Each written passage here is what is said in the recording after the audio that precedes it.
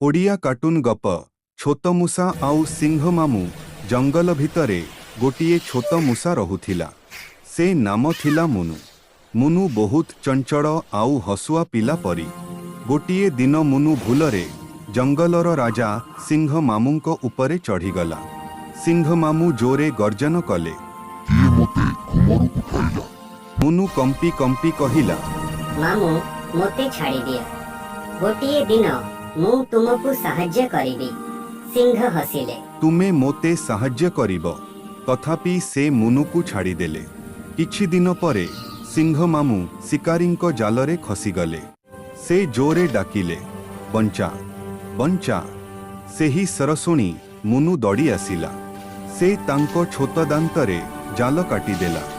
सिंह मामू मुक्त होईगले। सिंह मामू कहिले, मुनु आजी तुमे प्रमाण करिदेला, छोट हेले भी साहस और बुद्धि बड़ होई पारे।